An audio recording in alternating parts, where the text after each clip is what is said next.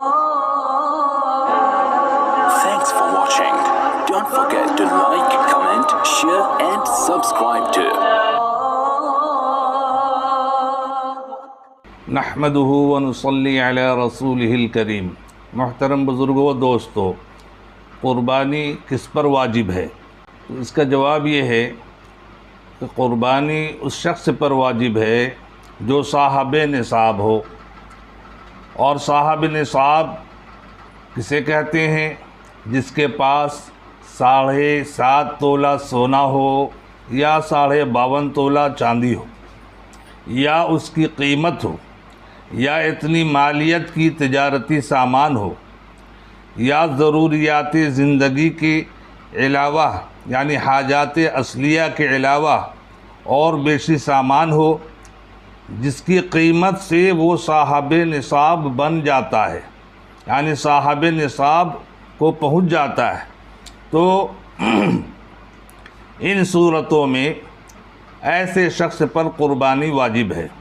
یا قربانی کے ایام میں کہیں سے مال آیا جس سے وہ صاحب نصاب بن گیا، تو ان صورتوں میں قربانی واجب ہے۔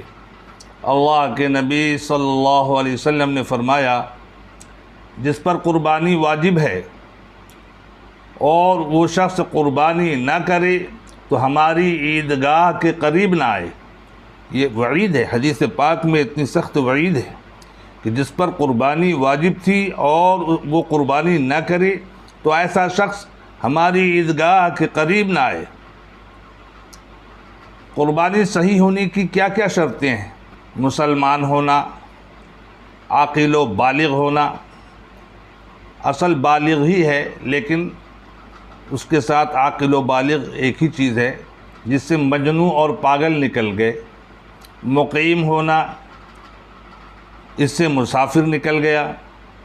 مسافر کہتے ہیں جو اپنے گھر سے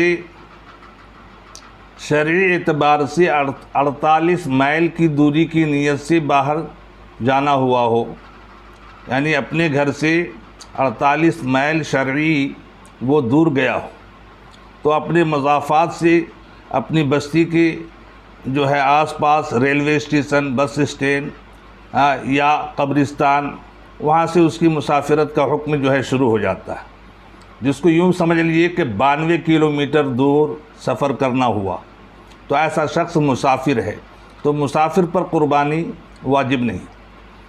صاحب نصاب ہونا، صاحب نصاب ایسے شخص کو کہا جاتا ہے جو ابھی بتایا گیا کہ جس کے پاس 7.5 تولہ یا 52.5 تولہ چاندی ہو وغیرہ وغیرہ، تو ان صورتوں میں قربانی اس پر واجب ہے۔ اور ان تمام شرائط کا یعنی مسلمان ہونا، عاقل و بالغ ہونا، مقیم ہونا اور صاحب نصاب ہونا کا، ان تمام چیزوں کا ایام قربانی میں پایا جانا، اگر ان میں سے کوئی شرط مفقود ہے، اس موجود نہ ہو، تو وہ ایسے پر قربانی واجب نہیں۔ اللہ تعالی ہمیں آپ کو عمل کی توفیق عطا فرمائے، آمین۔ Thanks for watching. Don't forget to like, comment, share and subscribe to